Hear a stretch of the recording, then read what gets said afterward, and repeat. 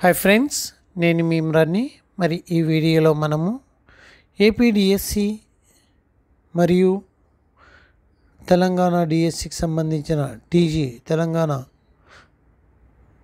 సంబంధించిన డిఎస్సికి సంబంధించిన కవి లేఖక్ అనే టాపిక్ని మనం మరి మూడో కవి గురించి ప్రతాప్ నారాయణ మిశ్ర గురించి మాట్లాడుకుంటాము. ఇంతకుముందు ఆధునిక హిందీ గద్యలో భారతేందు హరిశ్చంద్ర మరియు ప్రేమ్గన్ గురించి, బద్రీనారాయణ చౌదరి ప్రేమ్గన్ గురించి మనము వీడియోస్ పెట్టుకోవడం అనేది జరిగింది. ప్లేలిస్ట్లో కవి లేఖక్ పార్ట్స్లో ఉంటాయి, చెక్ చేసుకోవచ్చు. తర్వాత మనము ఇప్పుడు ప్రతాప్ నారాయణ మిశ్ర గురించి చెప్పుకునే టాపిక్లో ముఖ్యంగా మనము ఆయన ఎక్కడ పుట్టారు, తర్వాత ఏంటి, ఆయన రచించిన రచనలు ఏంటి, ఆయన గురించి ఎవరైనా విశేషతలు, ఆయన గురించి ఏమైనా విశేషతలు ఉన్నాయా అనే టాపిక్ మీద ఎప్పుడు కూడా ఒక కవి గురించి చదివేటప్పుడు సంపూర్ణంగా చదవాలి.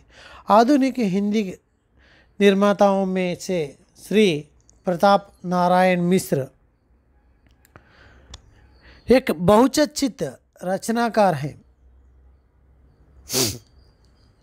जिन्होंने अपने व्यक्तित्व की ऊर्जा से हिंदी गद्य को सुगम, सरल एवं स्वस्थ रूप प्रदान किया. भारतेंदु की परंपरा को आगे बढ़ाने का श्रेय प्रताप नारायण मिश्र जी को ही है. हिंदी साहित्यकारों के बीच मिश्र जी द्वितीय भारतेंदु के नाम से विख्यात हैं, क्योंकि मिश्र जी की कविता शक्ति तथा उनकी भाषा शैली भारतेंदु का स्मरण कराती है. सो ఇక్కడ దాకా మనం ప్రతాప్ నారాయణ మిశ్ర జీవనకాల్ చూసినట్లయితే 1856 to 1895 అండి. మరి ఈ పేరాలో మనం నేర్చుకునే అంశం ఏంటి అంటే, ద్వితీయ భారతేందు అనే పేరు ఎవరికి ఉందిరా అంటే ప్రతాప్ నారాయణ మిశ్రకి ఉంది. ఎందుకు వచ్చింది ఆ పేరు? భారతేందు హరిశ్చంద్ర ఏ రకంగా అయితే తన కావ్య భాషా శైలిని ముందుకు నడిపించారో యాజ్ ఇట్ ఈజ్ అదే రకాన్ని ఈయన ముందుకు తీసుకెళ్ళడం అనేది జరిగింది. సో ద్వితీయ భారతేందుకే నామ్సే విఖ్యాత కవి కౌన్ హై అని చెప్పి అడిగినప్పుడు ఏమని చెప్పాలి మనము? ప్రతాప్ నారాయణ మిశ్ర అని చెప్పాలి. అట్లానే మిశ్రజీ का जन्म उन्नाव जिले के बेजो गांव में 1856 को हुआ. उनकी मृत्यु कानपुर में 1895 में हुई. आप अपने जीवन के अल्पायु में मिश्र जी ने देश, समाज, भाषा एवं साहित्य के क्षेत्र में भरसक योगदान दिया. वे आजीवन हिंदी के प्रचार एवं प्रसार में पूर्णतः आगे లగే రహే. సో ఈయన జీవించి ఉన్నంతకాలం కూడా హిందీని ప్రచారం చేయడంలో, హిందీని మరి డెవలప్ చేయడానికి ప్రయత్నం చాలా చేశారు. అయితే ఈ పాయింట్లో మనం నేర్చుకోవాల్సిన అంశం ఏంటి అంటే, 1856లో ఈయన బేజో అనే గ్రామంలో, ఉన్నావ్ అనే జిల్లాలో 1856లో జన్మించారు. 1895లో కాన్పూర్లో చనిపోవడం అనేది జరిగింది.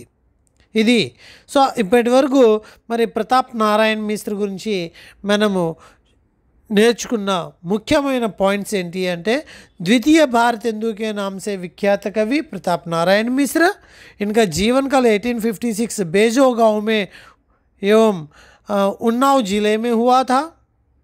कानपुर में 1895 में इनकी मृत्यु हुई थी. ఈయన జీవిత పర్యంత మరి హిందీ యొక్క సేవ చేయడానికి ముందుకు నడుస్తూనే ఉండారు. मिश्र जी का स्वभाव विनोदी था. आपकी रचनाओं में समाज सुधार, देशभक्ति, प्रणय, व्यंजना, हास्य, विनोद आदि विविध प्रवृत्तियों में समावेश पाया जाता है. సో ఈయన కూడా మరి గద్య ప్రవృత్తియాలు కావచ్చు, లేకపోతే అనేక రకాల విశేషతలను దేశభక్తి పరంగా కావచ్చు, సమాజ సుధార్ అనే విషయాల్లో కావచ్చు, వ్యంగ్య విషయాల్లో కావచ్చు, అలానే హాస్య వినోద్ అనే టాపిక్స్ మీద అనేక రకాల కావ్యకృతియ కావచ్చు, నాటక కావచ్చు, ప్రాసన్ కావచ్చు ఈయన రాయడం అనేది జరిగింది।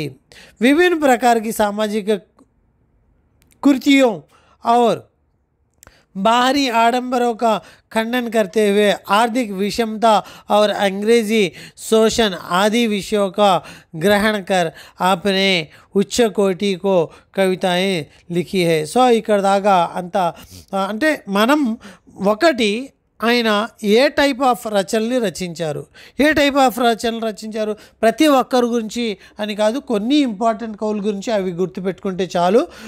ఈయన మాత్రం సమాజ్ సుధార్, దేశభక్తి, ప్రణయ వ్యంజన, హాస్య మ్యాక్సిమం ఆధునిక కాలంలో అందరూ కూడా రాసిన కాన్సెప్ట్ ఇదే। అయితే ఇక్కడ మనకి బిట్ అనేది అంత ఇంపార్టెంట్ టాపిక్ అయితే కాదు। ఇక్కడ వరకు మనం నేర్చుకున్న అంశాలు ద్వితీయ భారతేందు के नाम से प्रताप नारायण मिश्र जाने जाते हैं। बेजो गांव में 1856 में इनका जन्म एवं कानपुर में 1895 में इनकी मृत्यु हुई थी। वे आजीवन हिंदी की सेवा करते रहे थे और प्रसार भी करते रहे थे।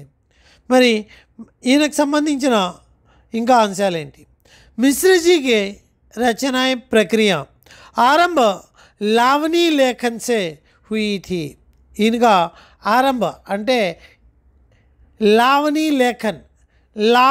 లేఖన్ అనే ఒక ప్రక్రియతో ఈయన యొక్క काव्य सृजन యొక్క ఆరంభం జరిగిందని చెప్పుకోవచ్చు।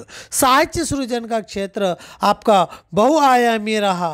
उनकी सृजन चेतना काव्य नाटक అయితే ఈయన మరి ఆలోచన విధానము కావ్య పట్ల, నాటక పట్ల, ఉపన్యాస పట్ల ఈయన రచించి చూపించడం అనేది జరిగింది। उनकी प्रमुख रचनाएं काव्यकृतियाँ प्रेम पुष्पावली, मन की लहर, दंगल खंड, लोकोक्ति शतक, ब्राइडल ऑफ स्वागत, मानस विनोद, प्रताप संग्रह, श्रृंगार विलास। प्रेम पुष्पावली, मन की लहर, दंगल खंड, लोकोक्ति शतक, बैडला स्वागत, मानस विनोद, प्रताप संग्रह, श्रृंगार विलास। చూడండి ఒకసారి, प्रेम पुष्पावली, मन की लहर, दंगल खंड, लोकोक्ति शतक, बैडला स्वागत, मानस विनोद, प्रताप संग्रह, శృంగార విలాస్ ఈయనకు సంబంధించిన కావ్యకృతి ఇవి। మరి నాటక ఏం రాశారు ఈయన అంటే కేలి కౌతుక్, భారత దుర్దశ, కళి ప్రభావ్, హటి హమీర్, గో సంకట్। కేలి కౌతుక్, భారత్ దుర్దశ, కళి ప్రభావ్, హటి హమీర్, గో సంకట్ అనే మరి నాటకాలని ఈయన రచించారు। ప్రహసన్ ఇంకా అనేక విషయాలు చూసినట్లయితే జ్యుआरी खुआरी तथा संगीत शकुंतल लावनियों में लिखे गए पद्य नाटक है। అంటే లావణ్య అనే ఒక శైలి ఏంటది? జ్యుआरी खुआरी तथा సంగీత్ శకుంతల్ అనే లావణ్య అంటే ఇక్కడ మనం ప్రతాప్ నారాయణ్ మిశ్ర అనగానే దేనికి ప్రాముఖ్యత ఈయన అంటే, ఎందుకంటే ఈయన సాహిత్యం యొక్క ఆరంభమే లావణ్య అనే దాంతో స్టార్ట్ అయింది। మరి ఈ లావణ్యలో జ్యుआरी खुआरी, సంగీత్ శకుంతల్ అనే రెండు ముఖ్యమైనవి। మిశ్రజీ రచిత निबंध नवनीत, प्रताप पीयूष तथा प्रताप नारायण मिश्र ग्रंथावली में संग्रहित है। ఎక్కడుంది? మిశ్ర గ్రంథావళిలో ఉన్నాయి। ఏంటవి? నిబంధ ఎవరు రచించిన నిబంధలు? ప్రతాప్ నారాయణ్ మిశ్ర రచించిన నిబంధ దేంట్లో సంకలించబడ్డాయి? మిశ్ర గ్రంథావళిలో ఏర్పాటు చేశారు. ఏంటవి ఆయన రాసిన నిబంధ? ప్రతాప్ నారాయణ్, ప్రతాప్ పీయూష్, నిబంధ నవనీత్ అనే నిబంధ చాలా ప్రఖ్యాతిగాంచిన నిబంధ. సో వీటిని మరి దేంట్లో భద్రపరిచారు ఈయన అంటే प्रताप मिश्र ने ग्रंथावलीలో భద్రపరిచారు. बंगाल से अनुदित कहानियाँ उपन्यासों के రాజసింహ చూడండి, బంగాల్ అంటే బంగ్లా నుంచి తీసుకున్న ట్రాన్స్లేట్ స్టోరీస్ కావచ్చు, నోవెల్స్ కావచ్చు. ఏంటవి? రాజసింహ, ఇందిరా, యుగలంగూర్య, అమర్ సింహ్ ఆది ఉల్లేఖనీయ హై. అయితే మరి రాజసింహ్ అనేది, ఇందిరా అనేది, అట్లానే మరి అమర్ సింహ్ అనే స్టోరీస్ని ఈయన ట్రాన్స్లేట్ చేయడం అనేది జరిగింది. కాన్పూర్ కే రంగమంచ్ తథా వహాకి సాహిత్య సంస్థ రసిక్ సమాజ్ సే భీ సంబంధ రఖే థే. మరి రసిక్ సమాజ్తో కూడా ఈయనకి సంబంధం అయితే ఉంది. బిట్ ఇలానే అడగచ్చు. इन्होंने लवानिया से अपना साहित्य का आरंभ किया तथा रसिक समाज से भी, कानपुर के रंगमंच के रसिक समाज से भी इनका संबंध रहा. అంటే అంటే ఇంపార్టెంట్ ఏంటి? ఇంపార్టెంట్ పాయింట్ ఆఫ్ వ్యూలో లమానియా అనగానే జువారీ, కువారీ, సంగీత్, శకుంతల్ అనే లవారియా అనేవి దేనికి ఎవరికి సంబంధించింది? ప్రతాప్ నారాయణ్ మిశ్ర. అలాగే ఈయనకు సంబంధించిన నిబంధ మరి ఏంటవి అంటే ప్రతాప్ పీయూష్, నిబంధ నవనీత్, ప్రతాప్ నారాయణ్ మిశ్ర గ్రంథావళిలో ఉన్నాయి. దేంట్లో ఉన్నాయి? ప్రతాప్ నారాయణ్ మిశ్ర గ్రంథావళిలో ఉన్నాయి. ఏంటవి? ప్రతాప్ పీయూష్ మరియు నిబంధ నవనీత్. नेक्स्ट చూడండి, आपकी रचनाओं में भक्ति और प्रेम के साथ साथ समकालीन सामाजिक स्थिति एवं राजनीतिक चेतना का मनोयोगपूर्ण वर्णन पाया जाता है. उदाहरणार्थ आपके व्यंग्य भरे शब्द है, जैसे कंता घर रहे तैसे रहे विदेश, पड़ी कमाए किन्हों कहा हरे देश कलेश. लावनी शैली में आपने अनेक कविताएं लिखी. भावुक होने पर भी अभिव्यक्ति के क्षेत्र में आप व्यवहारिकता के पक्षपाती रहे. సరే, దీనికంటే ముందు ఈయనకి సంబంధించిన జైసే కంతా ఘర్ రహే తైసే రహే విదేశ్ వ్యంగ్య ఉదాహరణ టైప్లో ఈయన రచించిన ఈ డెఫినెట్లీ అడిగే అవకాశాలు అయితే ఉన్నాయి. మరి ఈ యొక్క వ్యంగ్య శైలిని ఎవరు ప్రతిపాదించారు అని, ఎవరు ఈ వ్యంగ్య శైలిలో ఈ యొక్క పద్యాన్ని ఎవరు రచించారు అని చెప్పి అడిగే అవకాశం అయితే ఉంటుంది. సో ఇక్కడ దాకా మనం నేర్చుకున్న అంశాలు ఒకసారి రీకాల్ చేసినట్లయితే, ముందు ద్వితీయ భారతేందు అనే పేరు, తర్వాత ఆయన బేజో గ్రామంలో 1856లో పుట్టారు, 1895లో కాన్పూర్లో చనిపోయారు. కాన్పూర్లో రసిక్ సమాజ్తో ఈయనకి సంబంధం ఉంది. దేశభక్తి, ప్రణయ వ్యంజన, సమాజ్ సుధార్, హాస్య వినోద్ లాంటి టైప్లో ఈయన కావ్యాన్ని రచించారు. ఈయన కావ్యము లావణీ శైలిలో స్టార్ట్ అయింది. లావణీ శైలిలో ఈయన రచించిన రచనలు జువారీ, సువారీ మరియు సంగీత్, శకుంతల్ అనే వాటితో లావణీ శైలి, గద్య పద్యకే నాటక అని చెప్పి లావణీ శైలిలో రచించారు. ఈయనకు సంబంధించిన కావ్యకృతి ప్రేమ్ పుష్పావళి, మన్కీ లహర్, దంగలఖండ, లోకోక్తి శతక, బైడలా స్వాగత, మానస్ వినోద, ప్రతాప సంగ్రహ, శృంగార విలాస. అలానే మరి నాటకాలు ఏంటి అంటే కేలు కౌతుక్, భారత్ దుర్దశ, కలి ప్రభావ్, హఠి హమీర్, గో సంకట్ అనే నాటకాలు. అలానే ఈయన రచించిన నిబంధ నవనీత్, ప్రతాప్ పీయూష్, ప్రతాప్ నారాయణకి సంబంధించిన నారాయణ్ మిశ్ర గ్రంథావళిలో ఉంటాయి. బంగ్లా నుంచి కహానీయ ఉపన్యాసాలు కూడా ఈయన ట్రాన్స్లేట్ చేయడం అనేది జరిగింది. అవి ఏంటి అంటే ఇందిరా, యుగల్ గురియా, అమర్ సింహ్ ఉల్లేఖనీయ అని చెప్పి మనం చెప్పుకోవచ్చు. అలానే రసిక్ సమాజ్తో ఈయనకి సంబంధం అయితే ఉంది. అలాగే ఈయన వ్యంగ్య రూపంలో మరి రచించిన పద్యం ఏంటి అంటే, జైసే కంటా ఘర్ రహే తైసే రహే విదేశ్ పడి కమాయ్ కిన్హి కహా హరే దేశ్ కసేల్. అలానే లావణి శైలికి వచ్చేసరికి अनेक कविताएं लिखी हैं. भावुक होने पर भी अभिव्यक्ति के क्षेत्र में व्यवहारिकता पक्षपाती रहे थे. कविता के क्षेत्र में खड़ी बोली చూడండి, कविता के क्षेत्र में खड़ी बोली की अपेक्षा आपने ब्रजभाषा पर बल दिया है. खड़ी बोली కంటే బ్రజభాష మీద మరి కావ్య రచన దృష్ట్యా ఈయన ఇంపార్టెన్స్ ఇవ్వడం అనేది జరిగింది. अपने देशवासियों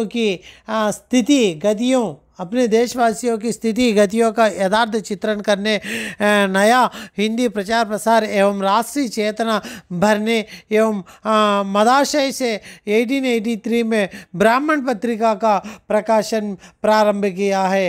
అంటే మహదాశయ్ చూడండి, మహదాశయ్ అనే ఒక ప్రాంతం నుండి బ్రాహ్మణ పత్రికని మరి ప్రతాప్ నారాయణ మిశ్ర 1883లో ఆరంభించడం అనేది జరిగింది. कुछ समय के लिए हिंदुस्तान पत्रिका के संपादन से भी जुड़े रहे. కొంతకాలం హిందుస్థాన్ అనే పత్రికలో కూడా మీరు పనిచేయడం అనేది జరిగింది. इस प्रकार पत्रकार के रूप में भी मिश्र जी की हिंदी पत्रकारिता का मार्गदर्शन किया था.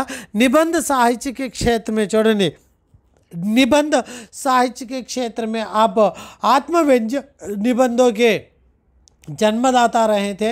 विषय वस्तु की विविधता इनकी निबंधों का एक अनोखी विशेषता है. धोखा, दांत, बात, भाव, खुशामद जैसे अत्यंत साधारण विषयों पर आपने निबंध रचना की है. సో ఈయనకు సంబంధించిన నిబంధ ఏంటి అంటే ధోకా, దాంత్, బాత్, భౌ, ఖుషామద్ చూడండి, ఇవన్నీ కూడా ఈయన రచించిన నిబంధ. ఖచ్చితంగా మనము చాలా జాగ్రత్తగా చూసుకోవాలి. ఇవి ధోకా, దాంత్, బాత్, భౌ, खुशामद जैसे अत्यंत साधारण विषयों पर भी आपने निबंध लिखा है. उनकी शैली अत्यंत सरल एवं प्रभावशाली रही थी, जो पाठकों सम्मोहित करने में అత్యంత సమర్థ थी. సో చదివే వాళ్ళకి మరి ఆనందదాయకాన్ని అందించడంలో మీరు చాలా సమర్థవంతంగా గెలిచారని చెప్పుకోవాలి అని చెప్పి ఇక్కడ చెప్తున్నారు. అలానే उनकी शब्द साधना और शैली अत्यंत सरल एवं प्रभावशाली रही, जो पाठकों को सम्मोहित करने बड़े साहित्यकार एवं आलोचक लोहा मानते थे. देवी शंकर अवस्था के शब्दों में देवी शंकर इन गुరించి చెప్పిన విషయం ఏంటి, जहाँ पर भाषा स्वयं भाषण करने लगती है, ఎక్కడైతే భాష స్వయం స్పీచ్ ఇవ్వడం అనేది జరుగుతుందో, शब्द नृत्य करने लगते हैं, शब्दाలు నాట్యం చేయగలుగుతాయో, वक्तव्य मूर्तिमान हो उठता है. यस, प्रताप नारायण मिश्र जी का कृतित्व हिंदी की జీవనాంత అంటే ఆయన ప్రతాప్ నారాయణ మిశ్ర గురించి శంకర్ అవస్థి చెప్పిన మాటలు కూడా మనం గుర్తుపెట్టుకోవచ్చు. సో వ్యంగ్య రచన విషయంలో जैसे कंता घर रहे तैसे रहे विदेश पड़ी कमाए किन्हें कहा. సో అలాగే నిబంధ విషయానికి వచ్చేసరికి చూడండి, ఒకటి ప్రతాప పీయూష్, నిబంధ నవనీత్ అనేవి ఏమో ప్రతాప్ నారాయణ మిశ్ర గ్రంథావళిలో ఉన్నాయి. అవి కాకుండా నిబంధ శైలిలో మరి ప్రస్తావించింది ఏంటి అంటే ధోకా, దాంత్, బాత్, భౌ, ఖుషామద్ ఇటువంటి వాటిపైన, ఒక సామాన్య విషయాలపైన. అలానే శంకర అవస్థి చెప్పింది, ఎక్కడైతే భాష స్వయం భాషణ చేయగలుగుతుందో. ఎవరు చెప్పారు? శంకర అవస్థి చెప్పారు. ఎవరి గురించి? ప్రతాప్ నారాయణ మిశ్ర గురించి. సో ఇది మరి ప్రతాప్ నారాయణ్ మిశ్ర గురించి మనం నేర్చుకోవాల్సిన అంశాలు. ఇంతకు మించి అయితే అవసరం లేదు. ద్వితీయ భారతేందు అనే పేరుతో ప్రఖ్యాతిగాంచిన వ్యక్తి అని చెప్పి మనం వెల్ నోటెడ్గా గుర్తుపెట్టుకోవాలి. Okay friends, thank you to one. మరి ఈ వీడియోని ఇంతటితో ముగిస్తాను.